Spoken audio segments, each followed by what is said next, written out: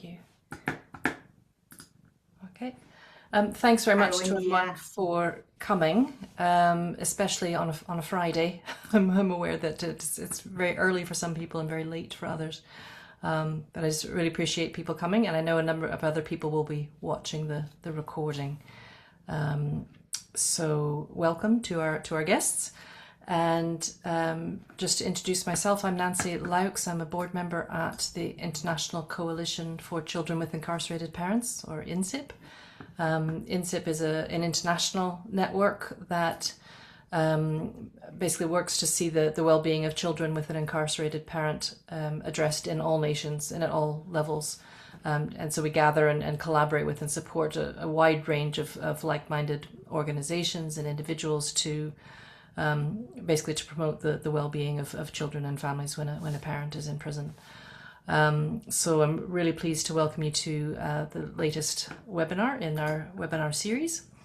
And I will introduce you to our speakers. We will be recording this again because there are a number of people who want to be able to see this. It'll be available on our website afterwards. So welcome to our speakers, to Edwin Pineda and to Juan More, who will introduce themselves in terms of what they're here for, but they'll be speaking about dealing with unmet justice needs, and speaking about the Mexican family's legal empowerment experience.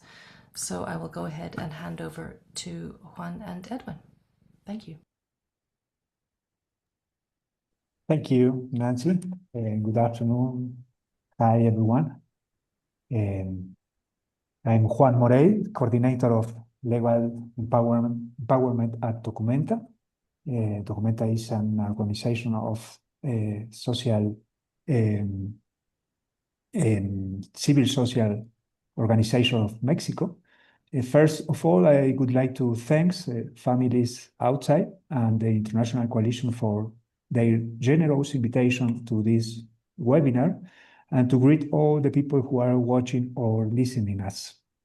Before discussing one of our critical initiatives, I want to briefly introduce Documenta and describe the most important things of our law enforcement system. Documenta were founded with the explicit purpose of transforming Mexico. We work by amplifying the voices of victims of human rights violations and proposing necessary policies and practices to public authorities. Our ultimate goal is ensuring that people and communities can access justice and exercise their freedoms under conditions of equality and non-discrimination. Our organization focuses on several key programmatic areas, including the penitentiary system and social reintegration, disability and justice, and the prevention of torture. The support of these efforts, we maintain crucial tools like the Observatory Against Torture and the Mexican Laboratory for Innovation in Criminal Justice, LabMex, which aims to increase the effectiveness of justice system. Furthermore, Documenta provides free legal advice to family members or companions of people deprived of liberty. Now, I would like to dedicate some time to describe the legal enforcement system here in Mexico. Mexico penal enforcement system was established following the constitutional reform of 2008 and formalized by the National Law on Penal Enforcement, which took effect in 2016. This new model explicitly replaced the old penitentiary law, which focused on regeneration or readaptation. The system now emphasizes due process and the justiciability of rights in prison. Crucially, inmates are no longer treated as objects of correction, but as subjects of rights and obligations.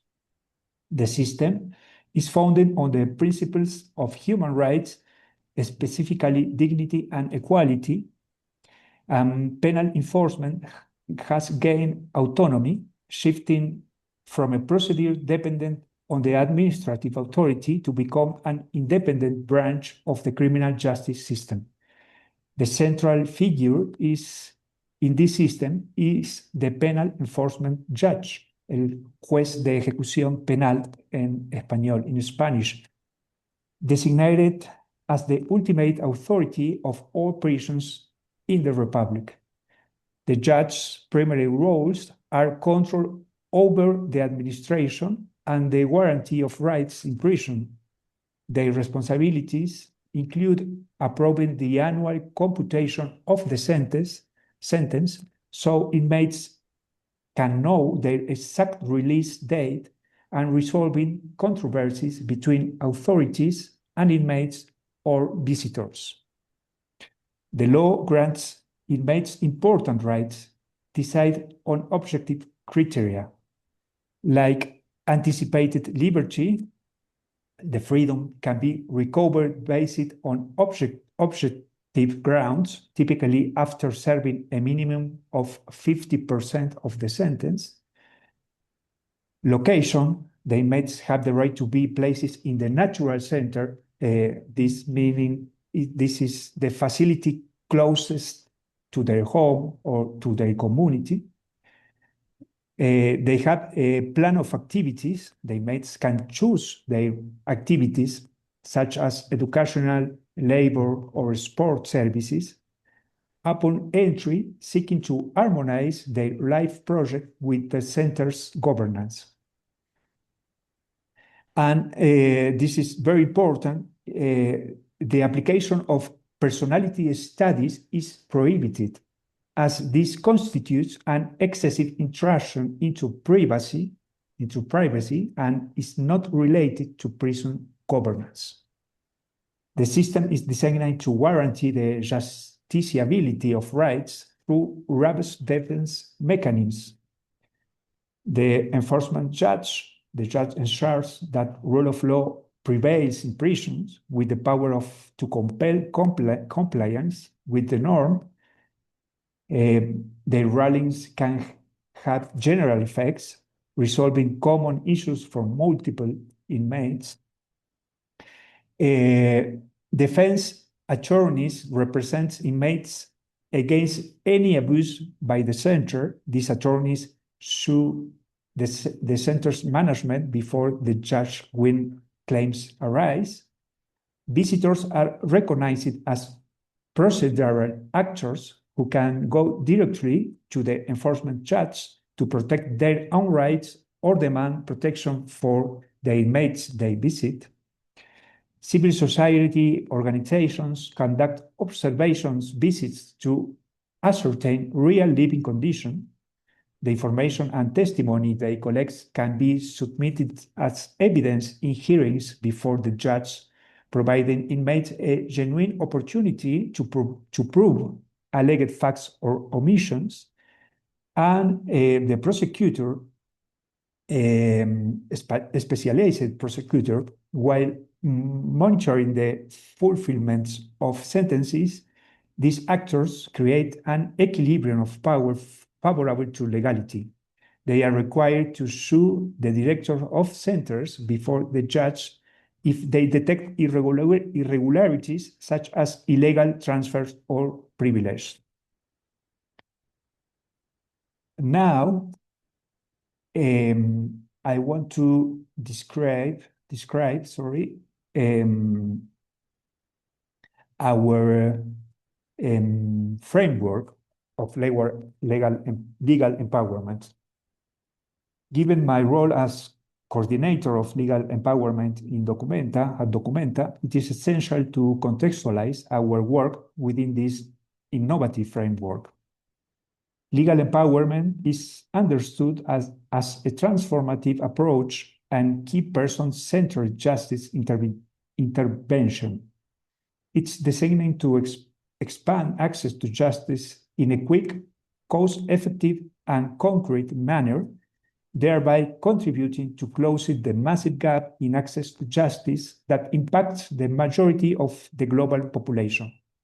Currently, it is estimated that 5.1 billion people, 2/3 of the world's population, lack meaningful access to justice.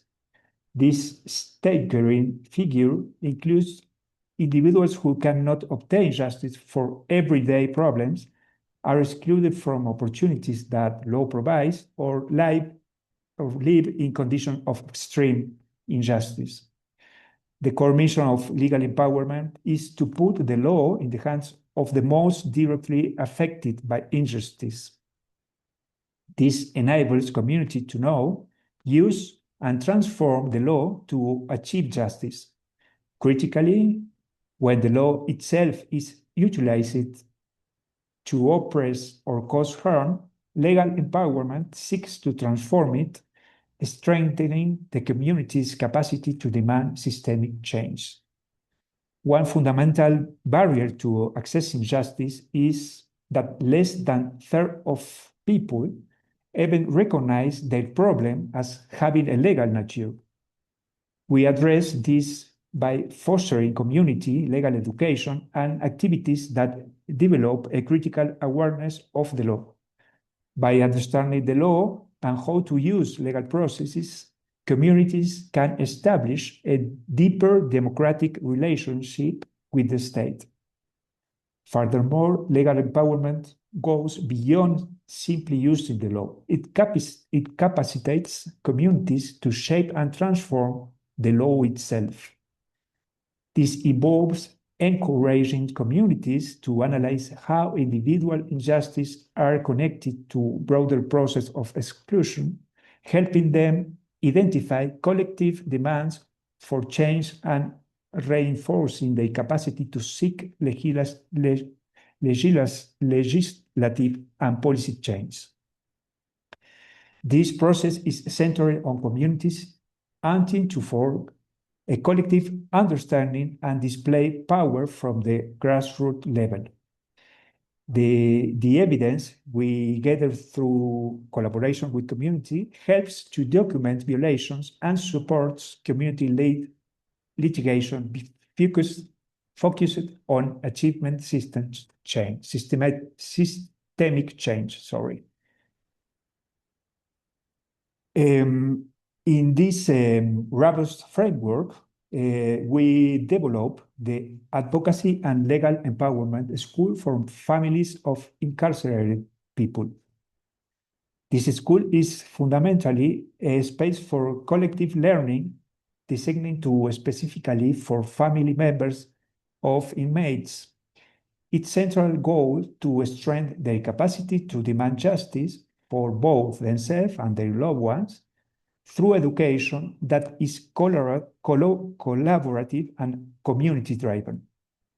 In its inaugural edition, we saw an incredible demonstration of need, receiving over 50 applications, which underscore the urgent demand for this type of initiative.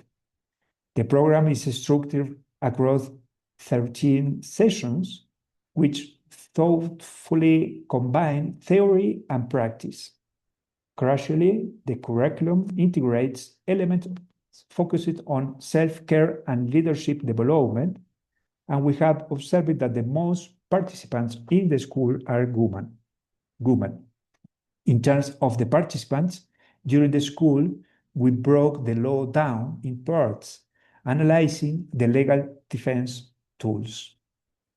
Additionally, our participants have engaged in diverse activities designed to publicly affirm their voices, challenge stigma, and reclaim their narratives. Highlights of their collective work include participations in the March the 8th demonstration and the co-creation of a guide. This guide, titled Between Love and Resistance, The Visit, was designated specifically to support people preparing for their first prison visit. Here it is, the guide. You can find the guide in our internet website. This guide, titled Between Love and Resistance, was designed specifically to support people preparing for their first prison visit. The school concluded in May with an important national gathering designed to bring together participants and criminal court judges, giving the families the vital opportunity to present their demands directly to decision makers in the justice system. Following the strong response to this initial edition, our goal is to expand the program. We are committed to building alliances with other collectives, human rights defenders, and victims impacted by the state violence throughout Mexico and Latin America. Thank you so much, Nancy.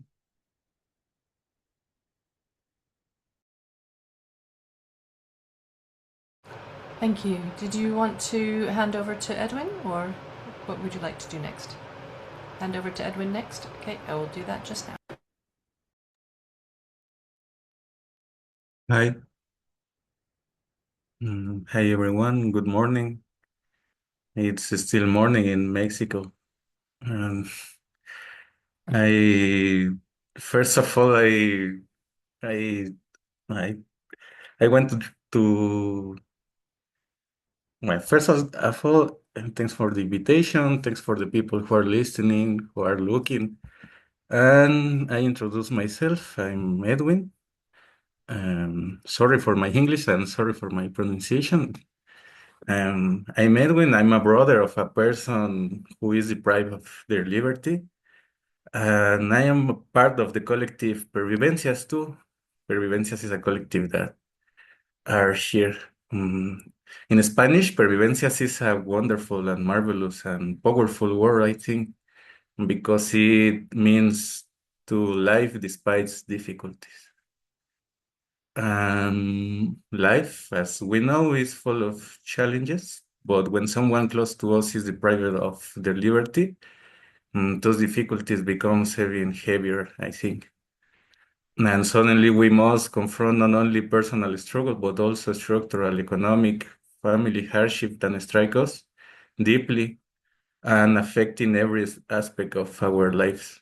Um, and I think that sometimes this path can feel lonely, but along the way we discover too many others who share the same pain, the same feelings, the same obstacles.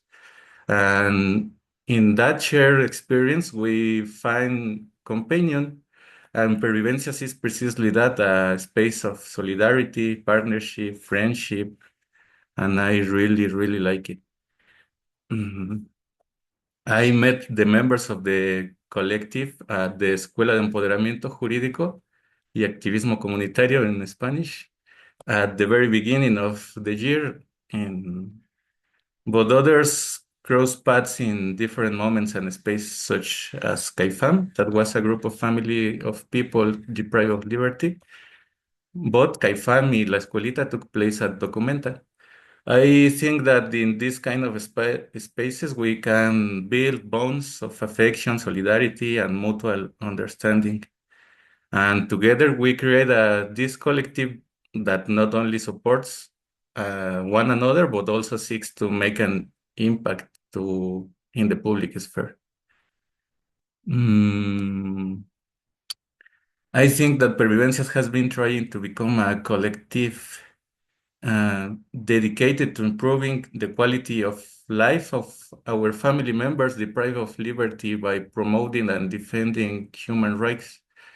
And in this way, we are focusing on empowerment and taking ownership of especially the National Penal Execution Law in English, but in Spanish, la Ley Nacional de Ejecución Penal, so that we ourselves can manage and defend it.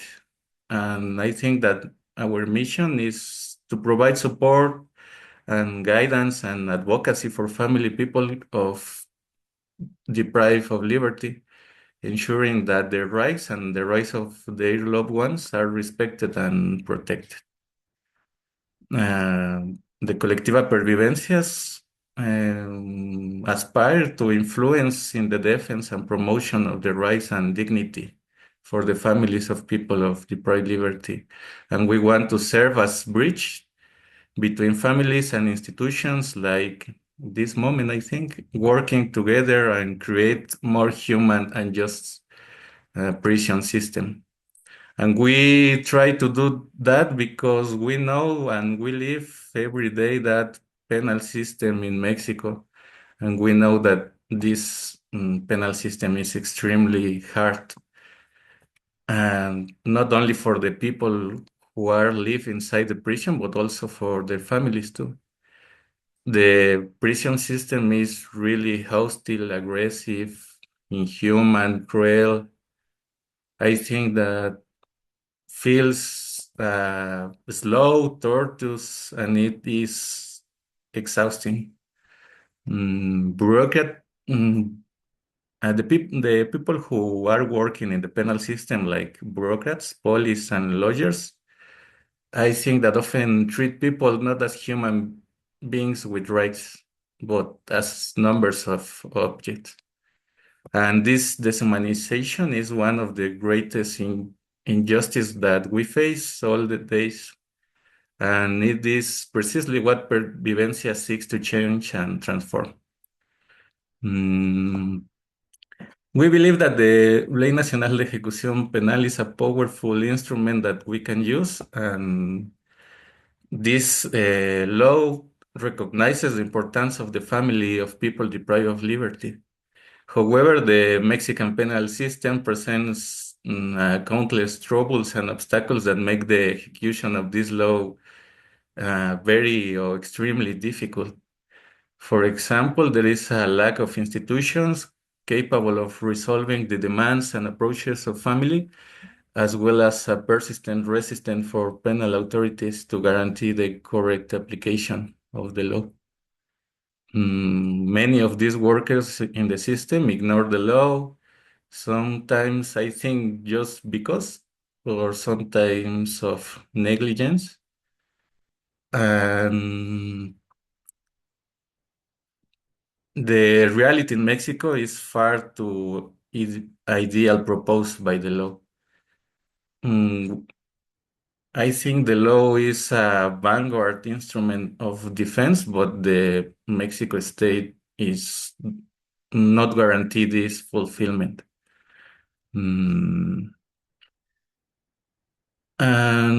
there are another problems, I think, that we saw every day beyond institutional failures. There are so cultural and social barriers, like values and beliefs about what prison is and what punishment should represent. In practice, justice is not delivered to people deprived of liberty. Our work, like relatives and like collective, is making visible the injustice and persists despite the existence of the law. And furthermore, we want to emphasize that the condition of treatment toward a person deprived of liberty inevitably affect those of us who accompany them. Caregivers, family members, partners, and loved ones carry a heavy burden. We face bureaucratic obstacles, economic, emotional exhaustion, social stigma, and we must navigate hostile institutions, endure long and draining process, and confront the indifference of authorities, all while trying to sustain our family and preserve dignity. To be a caregiver in this context means living under constant pressure and resisting a system that often denies of our humanity. And this is precisely in this struggle that Pervivencia finds its purpose to transform pain into collective strength and to ensure that voices of caregivers and families are heard in pursuits of justice and dignity. And that's all of my part. Thank you. Thank you so much, Edwin. Absolutely brilliant. Juan, did you want to come back, or can I go ahead and ask some questions? Thank you, Nancy. Please go ahead. Okay. Thank you so much. I'm sure I won't be the only one with questions, but it's just amazing to hear about what you did in terms of 13 sessions and so many people interested in learning about how they can act, and Edwin, what you said about transforming pain into collective experience. It was so powerful to hear about that. I think I said when we prepared for this webinar was I've never heard of anything else quite like this, where you're having a school for families to do this kind of work. But I think it was the first time you did this, first time you tried this school. Do you have advice or things to others who want to do something similar? What have you learned from this? What would your advice be to others who want to do something like this? Thank you, Nancy. I want to introduce my another member of Documenta is Diana Sheinbaum. Diana, please, could you help to answer the question of Nancy? Thank you so much, Diana.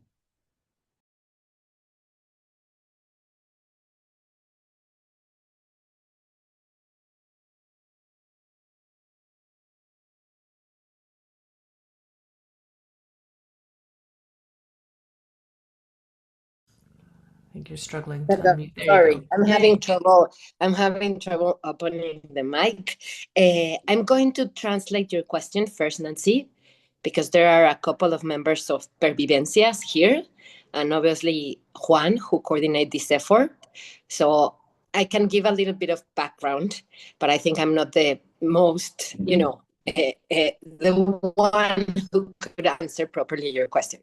Le estaba diciendo a Nancy que aquí en la llamada hay otros integrantes del colectivo Pervivencias y que ustedes mejor que nadie pueden contestar a la pregunta, entonces me gustaría traducirla, y también tú, Juan, que coordinaste el esfuerzo, creo que son los más indicados. Yo puedo dar un poco de como la historia y hacia atrás de otros esfuerzos de Documenta, pero si les parece voy a hacer el mejor esfuerzo para traducir lo que ustedes tengan que decir, ¿sale?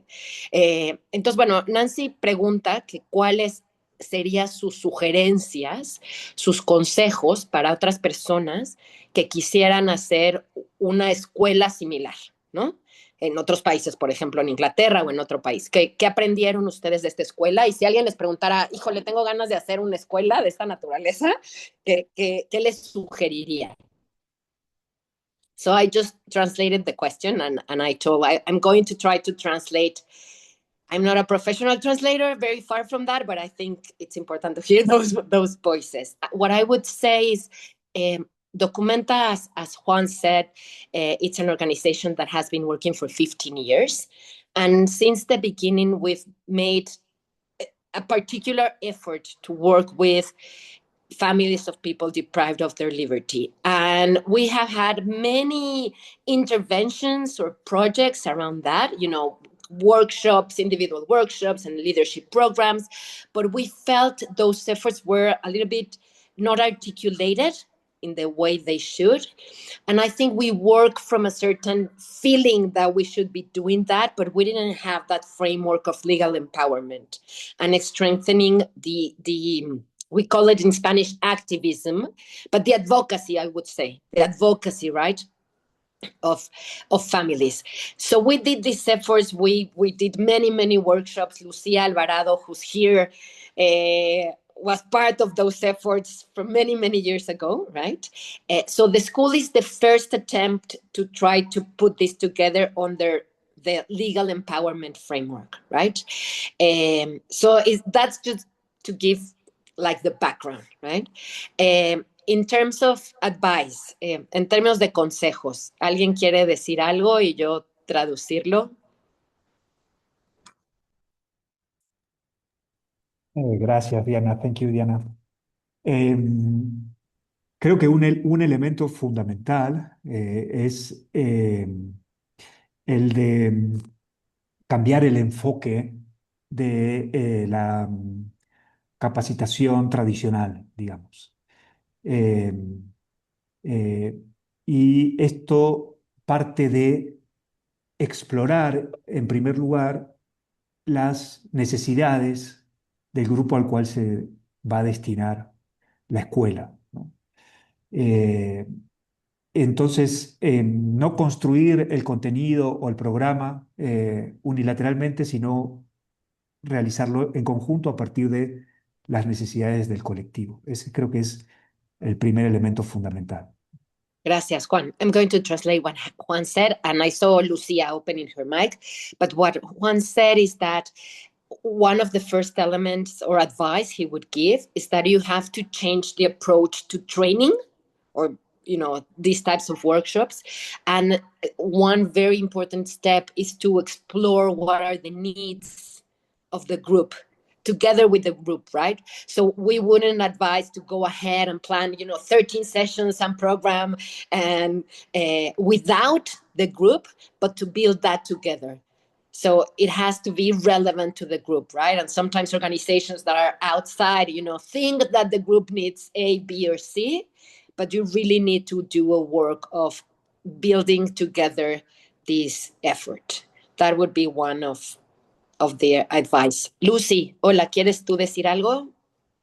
Sí, Diana, good afternoon. I don't speak English. Creo que esta pregunta se responde muy sencillo. Yo creo que para formar otra escuela de abogacía para familiares es necesario primero escuchar a los familiares, saber el contexto de donde vienen, también estar como muy familiarizados hasta de la ubicación del lugar donde se va a dar esta escuelita. Primero platicar con ellos respecto a los temas que se quieren abordar. Entendemos que sí es de primera necesidad saber temas legales, pero también tiene que estar enfocado en este acompañamiento psicosocial y entender que los familiares no tenemos esta instrucción jurídica como lo tienen los abogados. Entonces es un poco trasladar el lenguaje abogadil en un lenguaje ciudadano para que todo el mundo podamos entenderlo y permitir nuestra participación en la misma escuela y no solamente sea un maestro rígido dando una clase, sino que también con intervenciones de nosotros para fortalecerlo y para enriquecer más el diálogo de esta escuelita. Gracias, Lucy. So Lucy says, in a similar way, that if there are people here listening or eventually will listen to this session, she would advise anyone who's interested in attempting to create a school like this, the first step is to listen to the people that are going to participate in the school, to know really about the context, to be very, very knowledgeable about what are the barriers that families of people deprived of their liberty face, because that even influence where you're going to where is the school going to take place, right?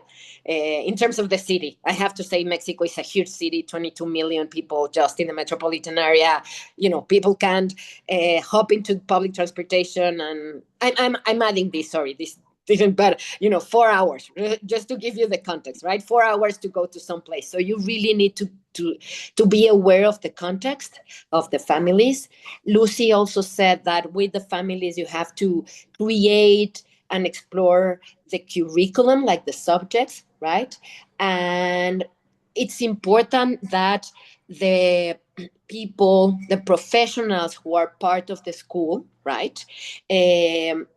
They have the ability to transform the legal language into a democratic language, an accessible language, because most of the people who are part of the school are not legally trained, right? So that training to get to know the law and to get to know the mechanisms to enforce the law has to be in a democratic and accessible language. So that's a very important piece of it. And Lucy also was saying that together with the legal training, it's important that the school and the people that participate in the school provide psychosocial support, right? And that some of those mechanisms that allow, for people to have that support are in place in the school. And finally, Lucy was saying that it's important that the school is built in a horizontal way. It's not about the teacher being in front of the group and just saying, this is what Article 1 says and what Article 2 says. It's about creating a horizontal space where the families of people deprived of their liberty bring their own expertise and knowledge about the subjects, because that's not in the law, that's actually in the reality, but it's as powerful as the law. So that would be Lucy's advice. Thank you, Diana. Gracias. Very helpful, thank you. A couple of people have joined in just recently, just reminding people that, oh gosh, that's a really big note in the chat that just came in. Yes, basically we're talking about the School for Legal Advocacy that Documenta had created with families, for families of people who are incarcerated.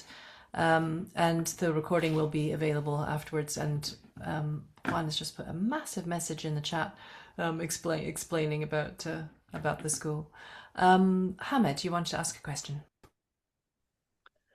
First of all, sorry that at the beginning I couldn't say hello to you, Juan, and Edwin and others. Thank you so much again. My name is Hamed Farmand, co-chair of National Coalition for Children with Incarcerated Parents, and I really appreciate your willingness and availability to have this powerful discussion. And as Nancy mentioned, thank you to being available to make it in English. To continue the question that Nancy asked and how you explain it, I want to add 2 more questions if it's possible to continue in that way. One was to when you mentioned that it's you have to create this curriculum and build this guidance and working with families, have to be able to listen to them, and also the way that you present it, it's to engage families also in the discussion, not just to one-way presentation from the teachers. Does it mean that your curriculum is flexible? How does it work? It's not just one curriculum that's presented all sessions after sessions, or how does it work? And also want to ask about the way that the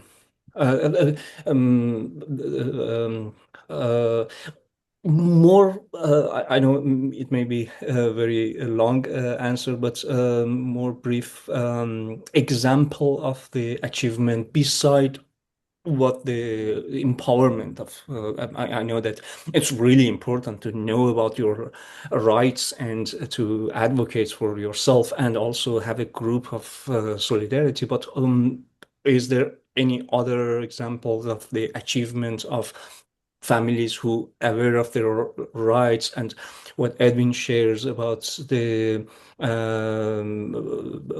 system that's not working well, it's not obeying the law? Was there any achievement after these webinars and programs? Thank you. Okay, I'll try to translate that. Thank you, Hamed. Voy a tratar de traducir estas 2 preguntas. Bueno, Hamed los saluda, dice que les agradece mucho el compromiso, la posibilidad de estar aquí y sobre todo de presentar en inglés también. Bueno, él tiene 2 preguntas, ¿no? Una que se quedó pensando es como que esta idea de que el currículum, los contenidos, los temas se construyen, ¿no? A partir también de las necesidades, ¿no? De las personas que atienden a la escuela, que van a la escuela, y que se busca que haya un intercambio, ¿no? Entre los familiares y también las personas que participan como ponentes, ¿no? Como facilitadores de las sesiones. Pregunta que si eso significa que el currículum es flexible, ¿no? Y que las sesiones son tan flexibles y qué tan flexibles son. Es decir, una pregunta es cómo funciona eso, ¿no? Y la segunda parte es que entiende que uno de los, voy a utilizar esta palabra, de los logros, ¿no? Él decía como achievements o resultados de la escuela, es que, bueno, hay un proceso no solo de solidaridad entre las personas que participan y de fortalecimiento, ¿no?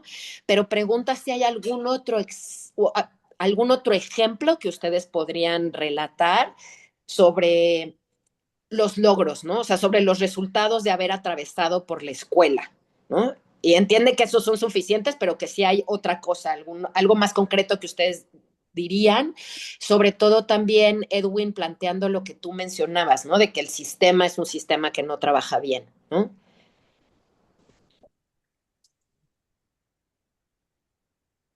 Thank Edwin, you. ¿quieres decir algo? I will take the voice, and then maybe Edwin can complete my participation. Sorry. Thank you, Diana and Hamed, for your question. The program needs some gray of flexibility. Yeah, this is a must, I think, of this kind of work. I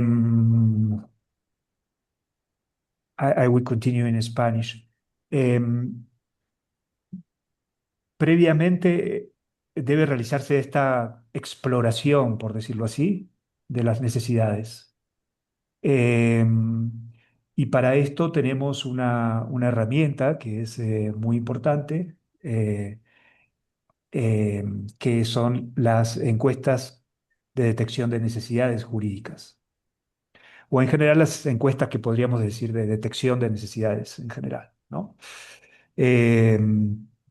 Existen muchos desarrollos teóricos sobre este abordaje, digamos, de las encuestas de necesidades jurídicas.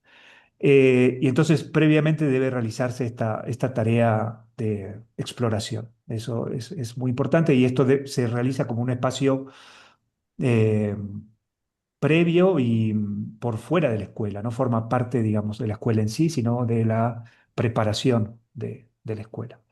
Y para esto debemos realizar estas encuestas y a lo mejor también entrevistas en profundidad a algunos informantes clave. Entonces, este es un elemento fundamental.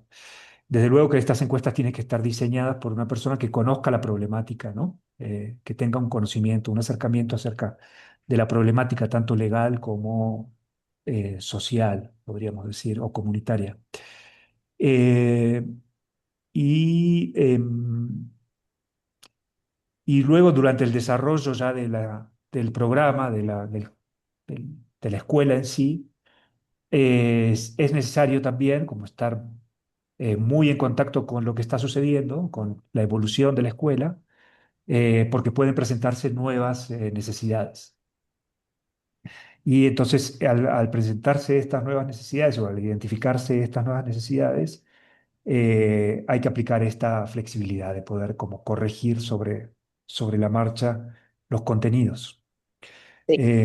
Y sobre, bueno, las experiencias más concretas, creo que podríamos mencionar alguna, pero me parece que sería más interesante que la compartan los miembros del colectivo, ¿no? Edwin, Dulce, Lucía, la señora Mónica. Muchas gracias. Déjenme solo traducir esto porque si no se me va a olvidar, aunque tomo notas. So first,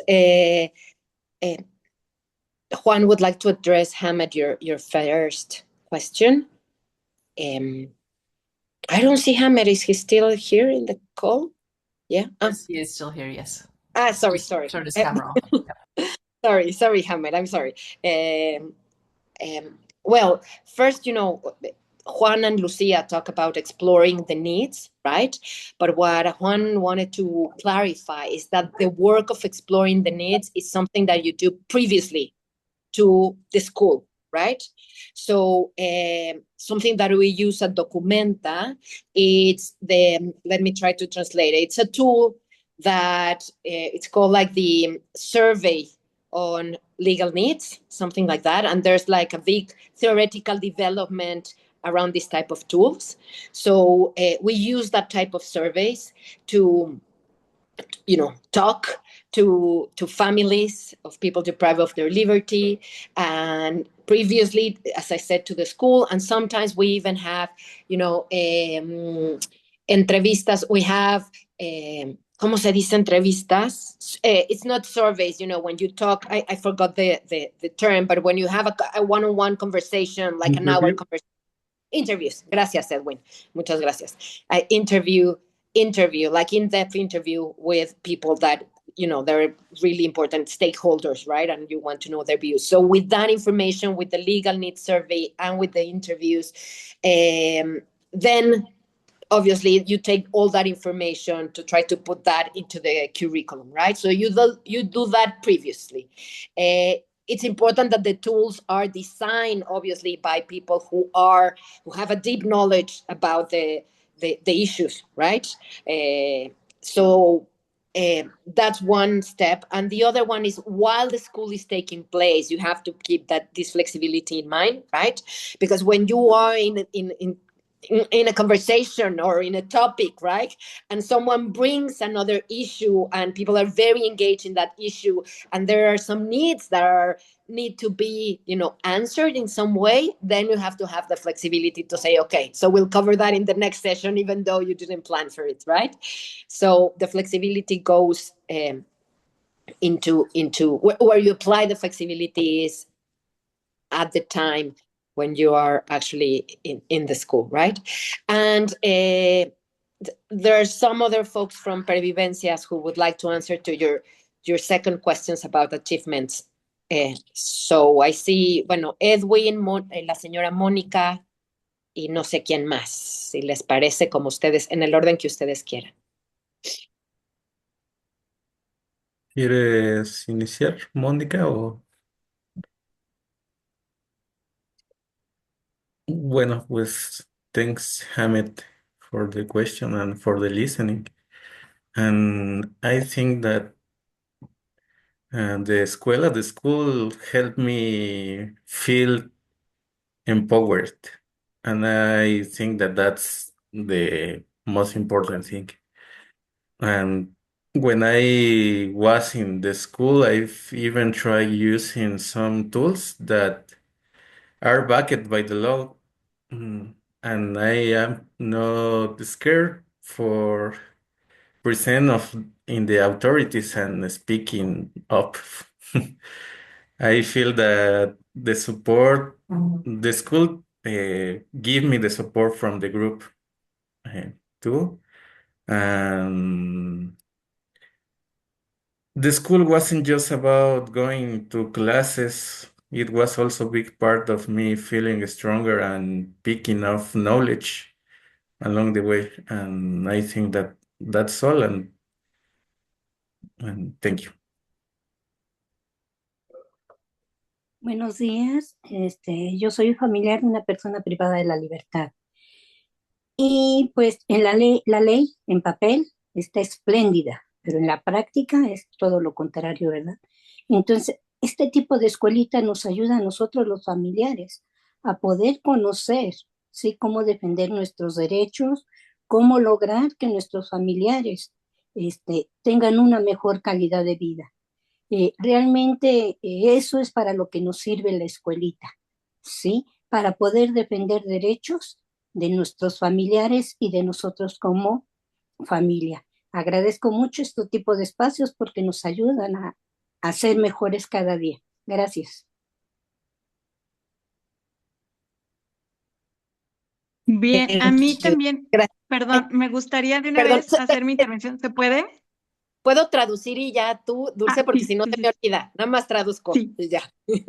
Me gustaría ser más profesional, pero no, sí tengo que que hacerlo, si no, voy mal. So, la señora Mónica, Miss Mónica, Mrs. Monica wanted to say she is a family of a person who's deprived of their liberty.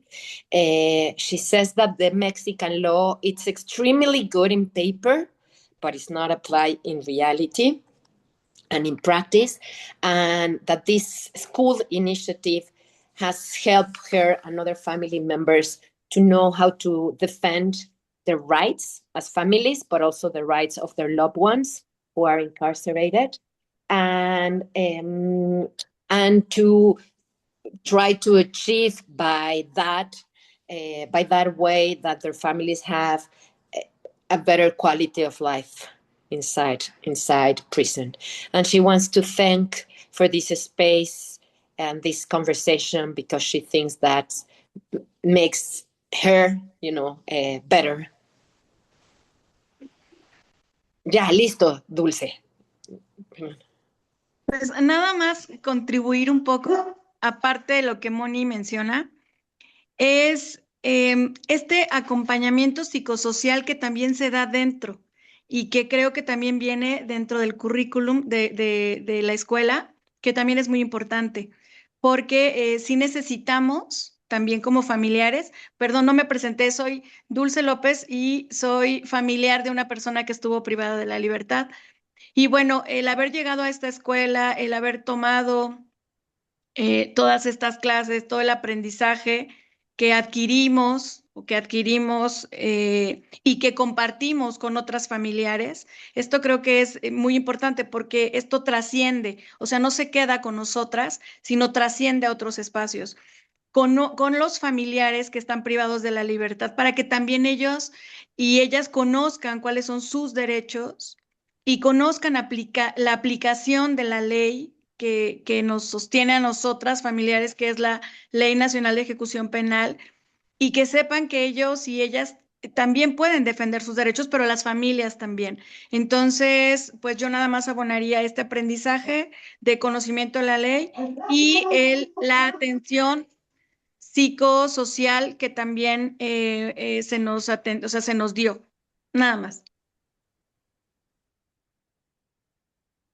Muchas gracias, Dulce. So, Dulce, she is also a person who had a family incarcerated, and she wants to say that one important piece of the school for her was the psychosocial support. That was part of the curriculum, you would say that it was ingrained as part of the pillars of the school.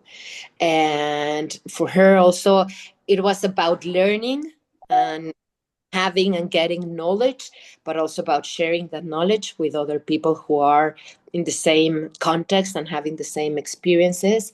And she feels that one important aspect of this is that experience being at the school also, I don't know if I'm using the right word, sorry, transcends to the families who are in prison, right? Because when you visit them, you share what you learn, you talk about their rights, you talk about how they can, enforce their own rights. So it's families, but it also that knowledge goes inside the prison, right? And it gets to families and loved ones who are incarcerated.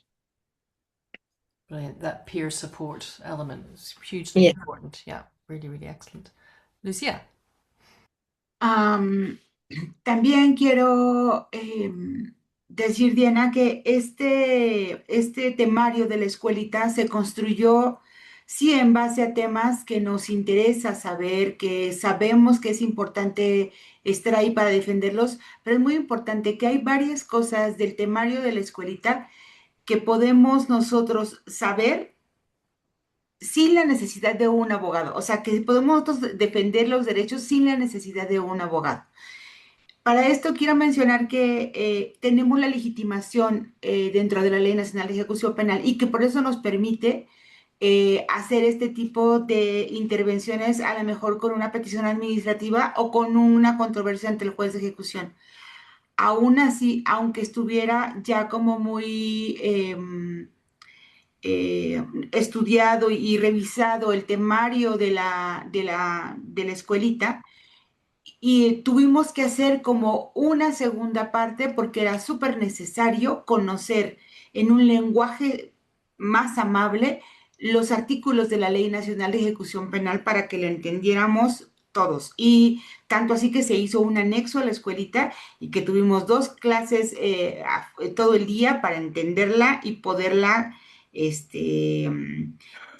no sé, quiero que me entiendas, y que como que para poder llevar ese concepto de la ley hacia poder ejercerlo para defender algún derecho. Gracias.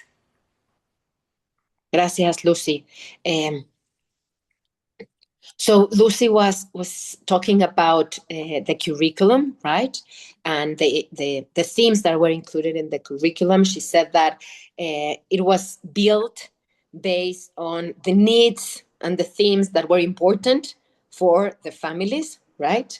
And it was also, there was this view ingrained in the school that the families could be their own advocates, right? That they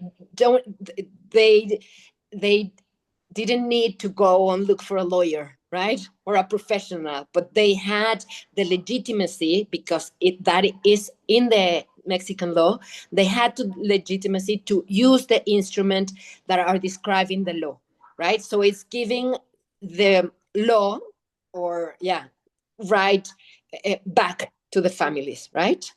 And to the people that could use the law, right? So that was important, right? So families in Mexico, they are legitimized by law to do administrative petitions, for example, or to go and ask a hearing from a judge, right? So it was important to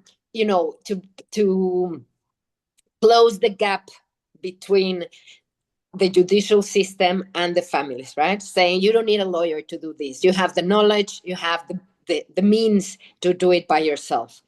And another thing that Lucy wanted to share is that even after the school was finished, there was this need that was felt between my family members that they needed 2 more sessions, right? To talk all day long about the law and the concept in the law. So there were 2 more sessions dedicated to actually understand the concepts that were in the law, right? That's amazing. So it was 15 sessions in the end, is that right? Gosh, that's fantastic. Olga, did you want to come in? You had your hand up before. I don't know if Olga wanted to come in. She had her hand up before. Olga, ¿quieres decir algo? Tenías tu mano levantada.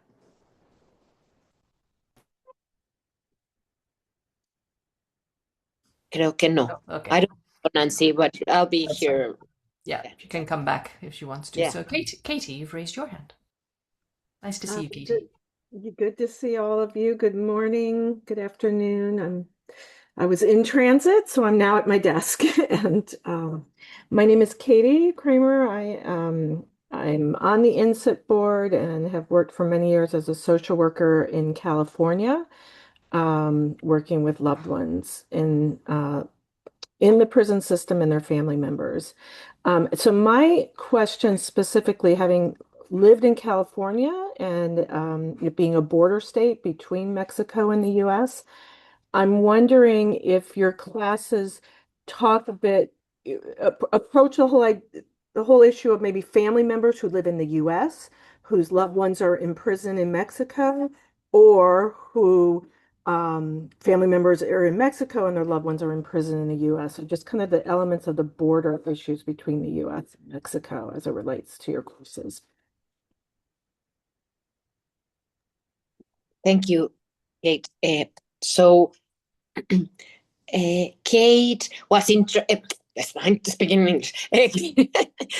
Kate estaba en tránsito y acaba de llegar a su escritorio. Y bueno, ella es parte de la junta de esta organización con la que estamos hoy en día, el INCCIP. Ella trabaja en California, Estados Unidos, es una trabajadora social y trabaja con personas privadas de su libertad y sus seres queridos y sus familiares.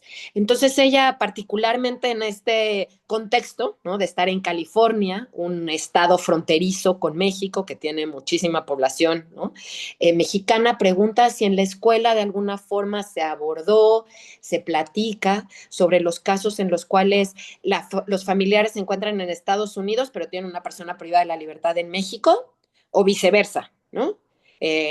Los familiares están en México, pero la persona privada de la libertad está en Estados Unidos.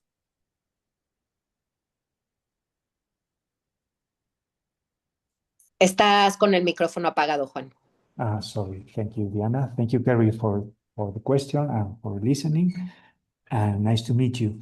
Great work there in California.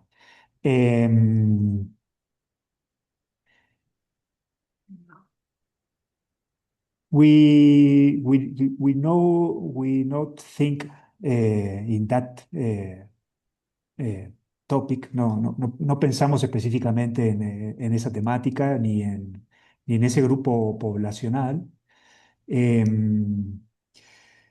porque el sistema todavía no está preparado para procesar peticiones o reclamos de manera remota, a la distancia.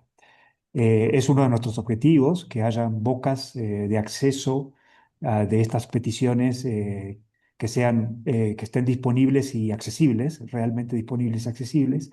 Y esto implica o implicaría, entre otros puntos, que existan formas remotas de presentar peticiones administrativas a favor de tus seres queridos encarcelados, aún estando fuera del país, ¿no? Un familiar que se encuentre en Estados Unidos que pueda hacerlo respecto de un familiar que está privado de libertad en México.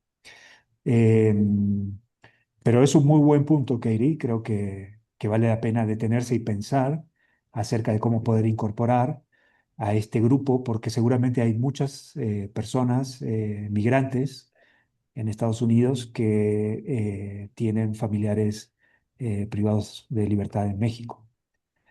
A la inversa sería más complejo, y aquí termino, Diana. A la inversa sería más complejo porque implicaría conocer un modelo de justicia y un modelo de Estado que, si bien puede tener algunas notas similares, son diferentes. Y entonces defender desde aquí a personas privadas de libertad en Estados Unidos sí implicaría como un marco jurídico diferente, ¿no? Eh, entonces, en ese segundo caso todavía lo veo como más difícil. Gracias, Diana. Gracias, Juan.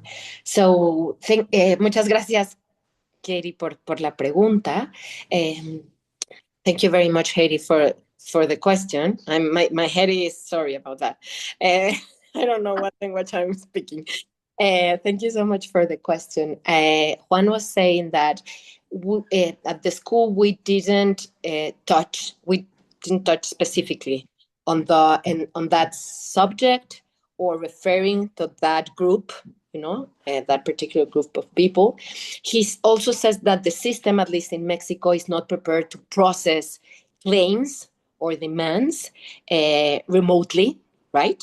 And one of Documenta's objective is actually to work on how to open new access points to make the system really accessible, right? And making the system really accessible means exploring these kinds of opportunity, right? So it would mean to strengthen the to that access electronically or that you don't need to be physically in place to demand or claim a right. So we are looking at different ways to do that. It's more like an advocacy work, right? But he says he feels that it's a very good point, right? And that we should really think on how we could incorporate, at least the families who live in the US, but that have a family member deprived of their liberty in Mexico, because we know the system in Mexico. It would be harder to do it the other way around, because we would need to know how the US system works, like really, really works, right? So that would entail another aspect, right? Yeah, so very interesting, Katie, and yeah, we would definitely explore that issue, and if you're interested, we'd love to explore it together, obviously. Gracias, Diana. Yeah, and Lucia? Oh, sorry, Katie.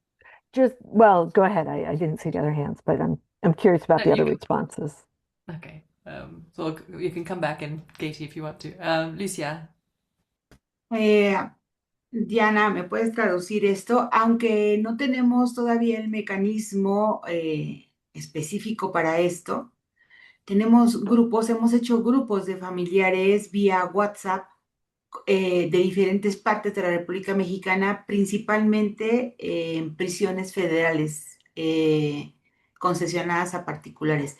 Algunos familiares de Estados Unidos o de otros países como Colombia, Ecuador,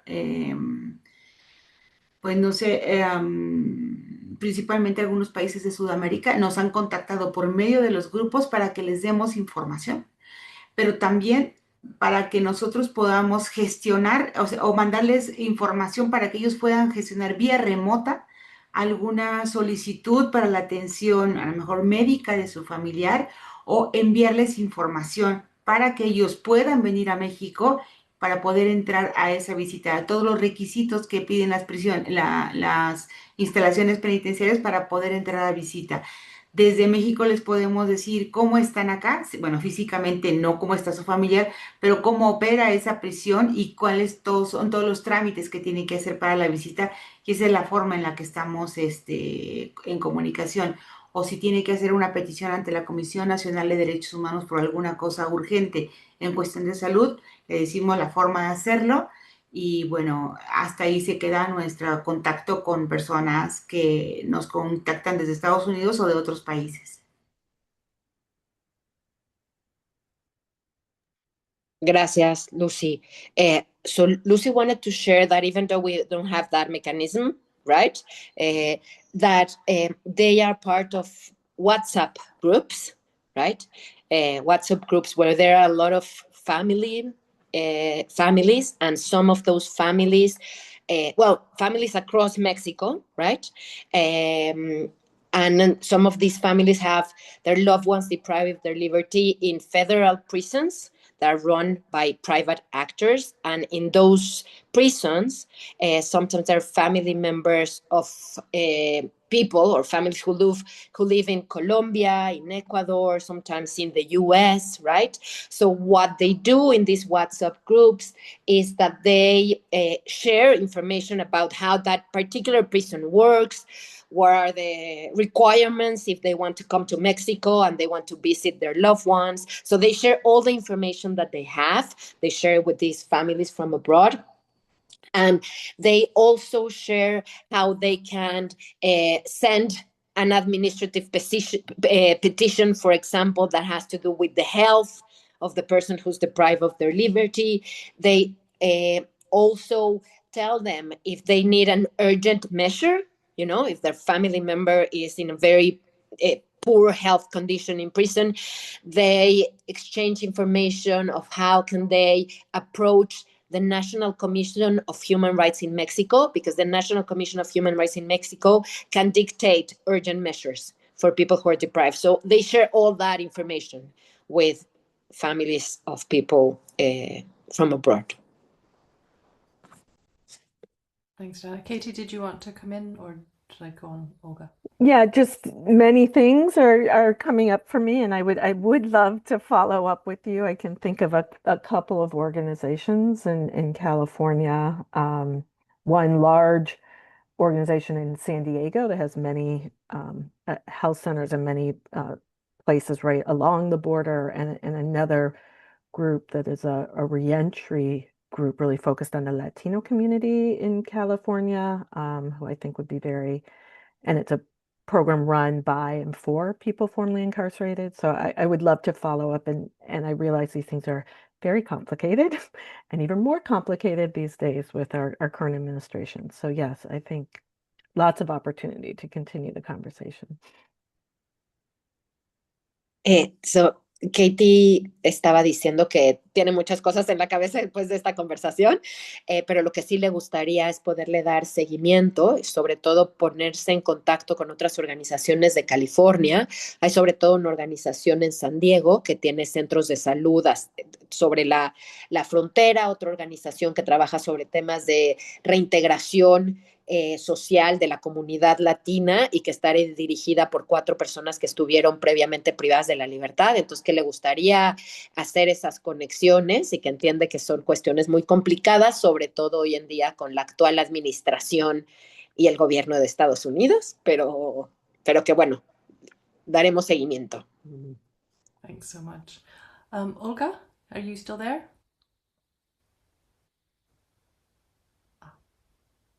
Sí, buenos días. Mi nombre es Olga, soy familiar de una persona privada de la libertad.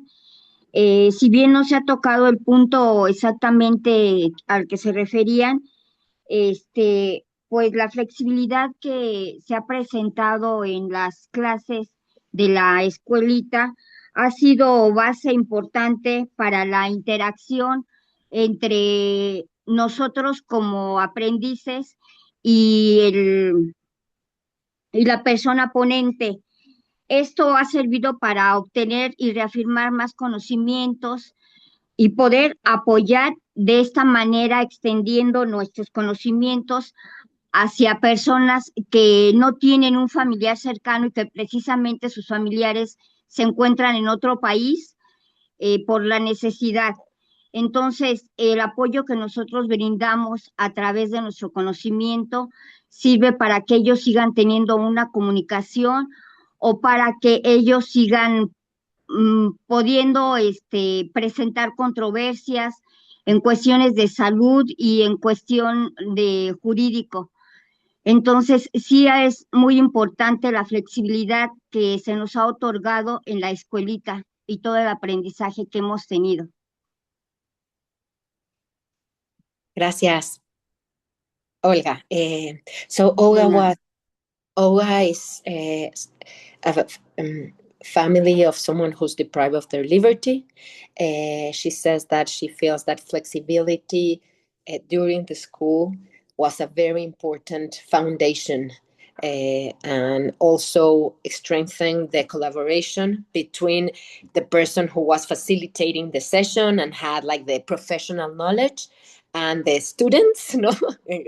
And the people who participated in the session, and that gaining all that knowledge through the school has helped them support, as you were saying, people who are not able to come to the school but that have family members who are deprived of their liberty, and sharing the knowledge about how they can use the administrative system of petitions, right, or claims, or the judicial system. Excellent, thank you. Can I ask one more question about what topics were most important to families? What were the main issues that families wished to address in the school? Está preguntando Nancy, ¿cuáles para ustedes fueron los temas o los tópicos? Sí, los temas más importantes de la escuela. Lo que más les interesaba conocer. Veo a la señora Mónica así diciendo todos, pero no estoy segura si le leí bien los labios o no. Sí, todos realmente, porque todos son en práctica para nosotros. So everything, basically. Everything, because she puts into practice everything. But let's hear, I don't know if Edwin, Lucy, alguien más que estuvo en la escuela, Dulce. No sé si hay alguien más que personalmente, ¿no? Como yo quiero saber esto. Bueno, creo que definitivamente conocer los conceptos de la Ley Nacional de Ejecución Penal y cuál es la forma cómo lo podemos nosotros traducir para llevarlo a cabo en la defensa de alguna cosa que queramos en ese momento ay, no sé cómo te diré esta palabra, pero no sé, creo que la ley fue muy buena conocerla así, como traducida, como desmenuzada, para poder nosotros ejercitar ese derecho de defender algo en específico. Pero más allá de eso, Diana, me gustó mucho que ahorita, ya terminando la escuelita, podamos hacer de ese mismo conocimiento una microacción muy exacta y es la que próximamente haremos el próximo año, es incidir en que en las prisiones haya un lugar físico para poder interponer esas peticiones, o sea que esto sea como más dinámico, porque sí hay ciertas barreras que se nos ponen. Entonces ya terminamos la escuelita, todo fue importante, pero el seguimiento de la misma a mí se me hace poderoso. Gracias, Lucy. So Lucy was saying that for her it was very important to understand the concepts that are in the law, like really get to know in depth what certain concepts meant and how those concepts could be translated into the actual defense of a right. Because they as family can actually, go, as I said, go before the system, right, and defend the rights of their as families, but also of the people deprived of their liberty.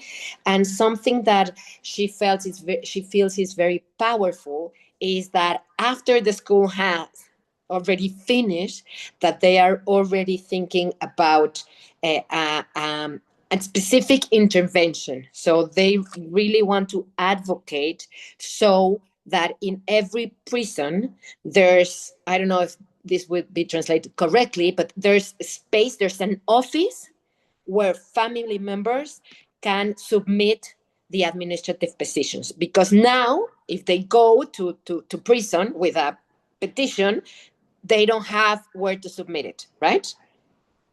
So the resource, the recourse, the mechanism is available, but there's not a reply from the system. So next year, they're going to work together to make that change happen. And she feels that is very powerful to think about how the school influenced them to think about an action that really, means something for them and for their families. Excellent. And will you be running the school again? Yes. Yes. Sí, from Documenta we will.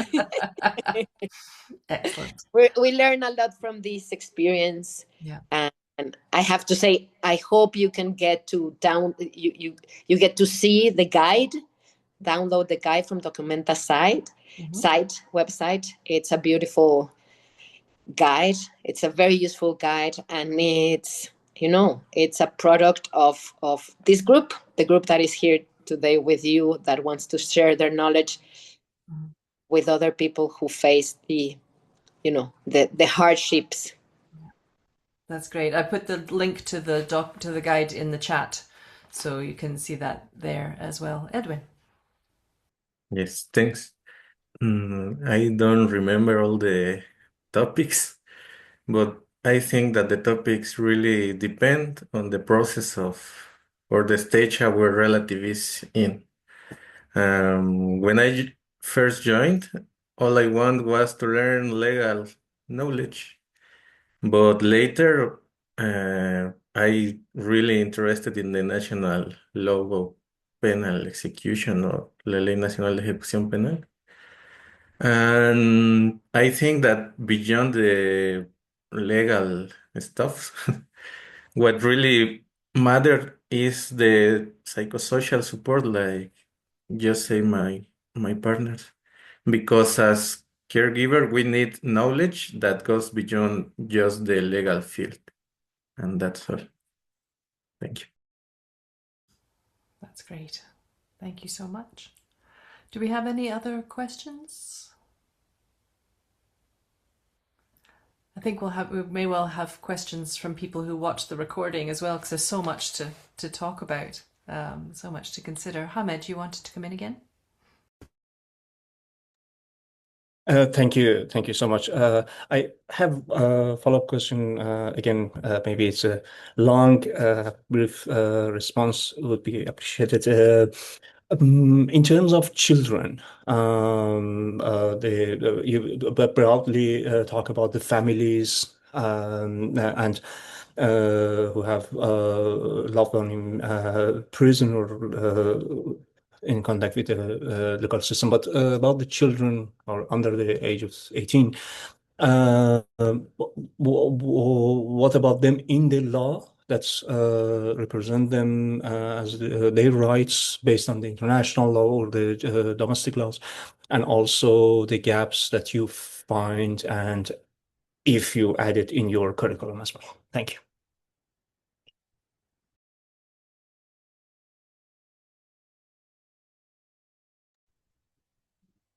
Thank you, Hamed. I will translate for our Spanish speaking.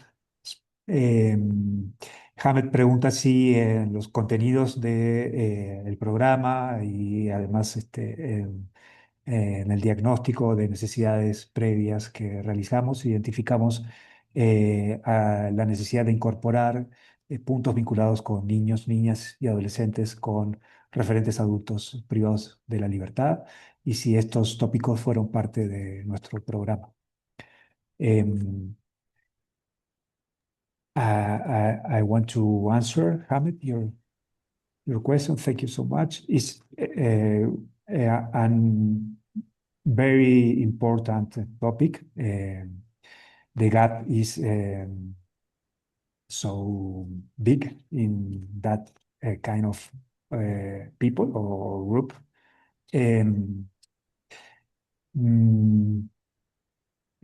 Sin embargo, en esta edición no formó parte específica del contenido, pero sí queremos incorporar para el año que viene, para el siguiente año, una escuela dedicada o diseñada para, sobre todo para, bueno, adolescentes o no niños tan pequeños, ¿no? Pero sí adolescentes con personas privadas de libertad, o con referentes adultos privadas de libertad. Y sí nos parece que es fundamental incorporar y estamos analizando, digamos, en estos pasos previos de identificación de necesidades, podríamos decir que nos encontramos ahora para poder diseñar esta escuela con ese alcance. Gracias, Diana.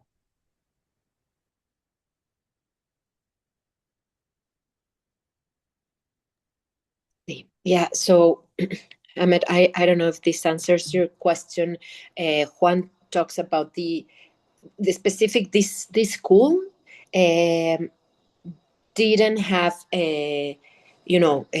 content, right, on the rights of children or young people who have a loved one incarcerated, but we understand how fundamental that is, and for next year we are already planning a school that would be designed for not very young kids, but younger or adolescents, right? And at this, in this particular moment, we are in that process of identifying their needs and their legal needs. Does that answer, Hamed, or you were wondering more about the law as well? That would be another reply or another session of the webinar.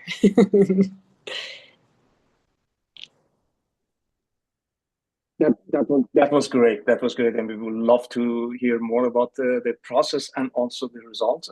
We will have another sessions with you to have more discussion about that. Thank you so much. Gracias. Lucia? Quiero aportar algo.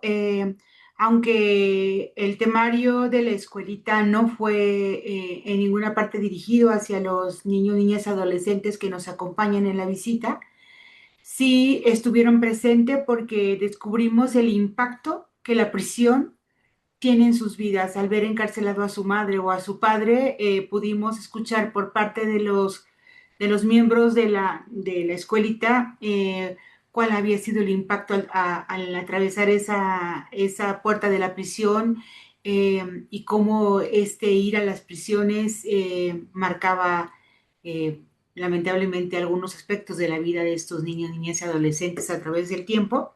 Y después hicimos este documento que es una guía muy específica para los familiares que se llama La visita entre el amor y la resistencia, que aquí lo estoy enseñando. Y ahí dejamos muy claro, como describiendo cuáles son los requisitos para que un niño entre a prisión sin que tenga problemas, o sea, desde la vestimenta que se necesita y todo lo que un niño tiene que tener en documentación para poder entrar a una cárcel sin que haya más problema, porque sí es complicado tener todo esto, documentos para poder entrar a una prisión como requisito. O sea, sí estuvieron, aunque no el tema fue exactamente de niños, sí estuvieron porque las madres relataron este impacto en sus vidas. Gracias, Diana. Gracias, Lucy. So Lucy was sharing that although there wasn't, a session or a topic on the rights of children with a loved one incarcerated, they were actually, their needs, their pain, the impact of having their mom, their dad incarcerated was present during the sessions of the school. There were some testimonies of families who share how having a family member incarcerated had a long-lasting and very, I don't know how to say it, but a long-lasting effect on the life of these kids. So that was present. And in the guide, you'll see as well, although it's only in Spanish, but in the guide, there is information about the visit of kids to the prison, right? So the guide answers what are the requirements in terms of documentation, in terms of dressing, I don't know how you call it, right? But all the requirements to make the visit process easier for someone who's going to be accompanied by a minor, right? So yeah, there was, conversation, and it was clear that the guide needed to address those issues. And for us as well, it's clear that we need to address them, right, in the following effort. Thank you so much. That's great. We've run out of time. So I just want to thank so much, muchas gracias, to Juan and to Edwin, and especially to all the family members who attended and were able to contribute their experience and their views about the school. And I hope that it has inspired others to see this, to do something similar, because it sounds so important, not just the legal knowledge or the increased awareness, but that collective voice and that collective experience of supporting each other is so powerful. And Edwin made a number of comments about that being such an important part, and the psychosocial support and so on. So I just want to thank you so much again for sharing your experience. This will be available on our website, and I'll circulate the link as soon as I can. So thank you very much again. Thank you so much. Thank you, Nancy. Thank you, Hamed, and families outside, and the International Coalition too. We are so pleased to have this meeting, this space to talk, and aquí estamos. We keep in touch. Yes, please. Thank you so much. Thank you. Thank you so much. Thank you. Bye-bye. Bye-bye.